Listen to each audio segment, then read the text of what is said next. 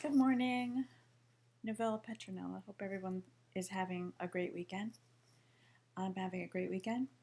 I had a breakfast party yesterday with a bunch of friends at my house. We try to do them a couple of times a year, but this year this has been the only one because I was like, well, I have to clean my entire house if you guys are coming over. So usually everyone just like brings some kind of breakfast food and then we hang out and essentially eat and make fun of each other for the next 3 hours because that is how we show love.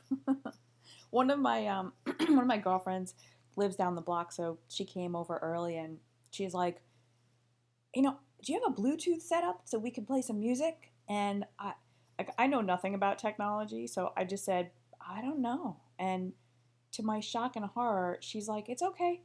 I can hook up my own music and I'll just broadcast it through the house. And I was like, oh no, no, no, no. I know her music. And I was like, no, that's all right. We don't need music, right? Do we need it? But she was totally committed. Her music is undesirable to me at best. At worst, it's like the 80s, the worst part of the 80s coming back to haunt you with a primary focus on like male hair bands. So she sets it up in the living room, and right away I was like, how do I lower the volume before everyone else gets here, but not hurt her feelings at the same time? Then I was just like, screw it. And I just braced myself for a very long morning. And like, I didn't have the heart to tell her that her music is an insult to pretty much everyone. But some of my other friends showed up, and one of them happens to be a huge control freak. So he hears the music and he's like, nope, takes out his phone and just like replaces hers with his and starts blasting bad Christmas music, which is I think my second least favorite thing to listen to. So anyway, I just gave up after that. One of the highlights I think of this party was that two of my friends that showed up wanted to know more about XRP. Like, finally, one of them is a girl that I've recently become friends with. She actually heard me talking about it and asked for some reading material and asked if I could send her some, which, like, do you know how rare that is? It's so rare. Um, she's currently working as a therapist, but she said she thinks she's too crazy to help anyone, which is true. So the other guy is a friend. I haven't seen him in a while, but he's a filmmaker. And a couple of years ago, he asked me to help him write a screenplay that is based on, incidentally, a couple of our male friends who, at the same time, moved back in with their parents.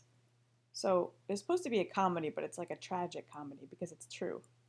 And they still live with their parents, by the way, for the record. So, anyway, his dream for the past couple of years has been to sell a script, and he wants to move to Switzerland. So I told him, this path might be a little bit easier for you. I don't know. Anyway, he wants me to walk him through how to buy it. Doesn't seem to want to learn about it, which is usually the case, but that's fine with me. So I told him, I'll tell you guys whatever you want to know.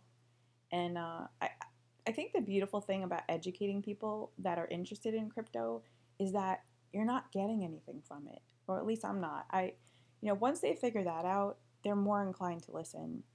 And I totally understand sometimes how insane I come across to my friends and to people, but the thing is, I don't care. I think my friends are pretty used to me by now, like all of the topics. I think they use it as a conversation piece. Like, look at what she's talking about. And then someone says, what? What are you talking about? Oh, this crazy thing. Because it takes the focus off of them. If they can look at me like I'm crazy, and I'll take it. I don't care. You know? So that's, that's fine with me. And sometimes I don't even know how to tell people that, you've stumbled across this amazing digital asset coin that has all of this potential, and it's attached to this company that's doing amazing things, and you'll see that as you do your research. You're going to come to realize that this one is not like the other ones. It's called XRP. It's magical, mystical XRP. The news articles coming out regularly, that's just one component. But when a bear puts out cryptic messages and people go ballistic, that's something to witness. Let me tell you about the bears. You like riddles? Well, it's a surprise every single day over here.